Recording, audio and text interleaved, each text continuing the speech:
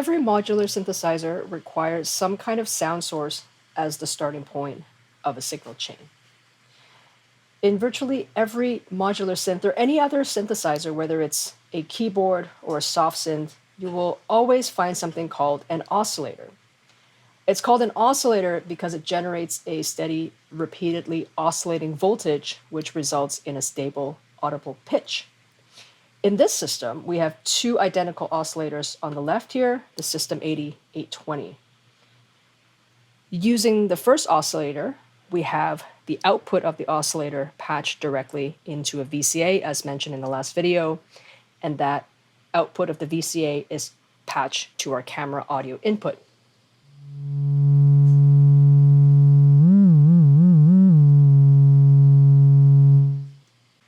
Now, most oscillators you will encounter will have the following outputs and controls. First of all, an oscillator will have an output or a number of outputs where the audible sounds come out. Oscillators like these are able to produce a few simple waveforms. On the 820, we have separate outputs for different waveforms. We have the sine wave, sawtooth, triangle, and a square or pulse wave. The difference in each of them is their timbre, as you can hear.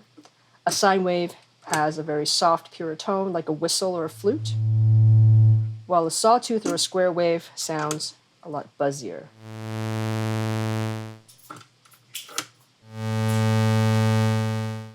On every oscillator, you will also find at least a knob or a couple of knobs to control the pitch. Now, pitch is a more musical term that suggests maybe a note. The more technical term is frequency, as in how fast a voltage cycle oscillates per second, measured in hertz. On the 820, there is a tune knob and a multi-position switch that jumps octaves. Now, the tune knob allows you to adjust the pitch of the oscillator within about a 1 octave range.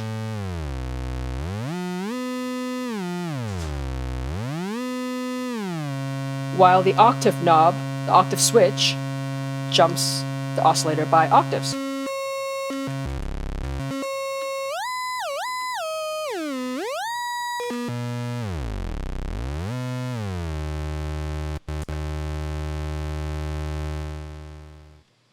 On other oscillators, you might see a tune knob labeled frequency or a knob labeled coarse tuning and fine tuning. But no matter what, the main control on an oscillator is its frequency or its pitch. One important thing to note about the frequency control on an oscillator is that it only understands voltage and sweeps smoothly across the pitch range of a module.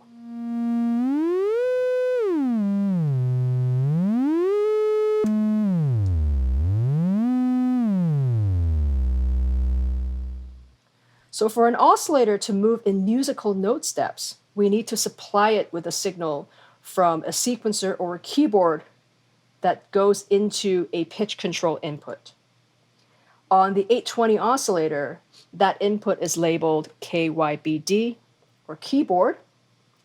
But on other oscillators, you would see a common 1V/OCT label, or 1 volt per octave. For Eurorack format modular systems, which is what we're using here, a 1 volt jump in voltage translates to a 1 octave jump. So essentially this knob, when it jumps octaves, it's sending a discrete 1 volt to the oscillator, causing it to jump by an octave.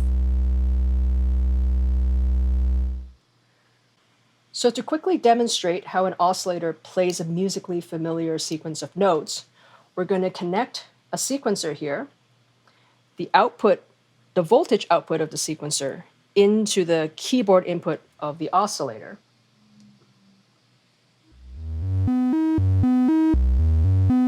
So the voltage is set on this row of knobs here, is already calibrated to play a musical scale, and the sequencer runs at a certain tempo, and at each step it sends a voltage to the keyboard input, and the oscillator is able to play a melody that is familiar musically to our ears.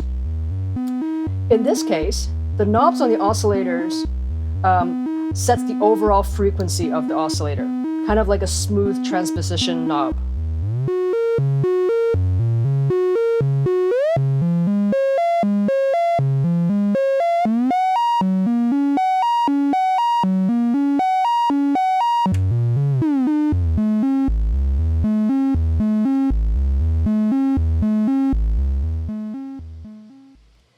The last important thing to note is that a single oscillator module is a monophonic sound source. It can only produce one note at a time. So, if you want a modular synthesizer for composing chords and multiple lines of melody, you will need multiple oscillators.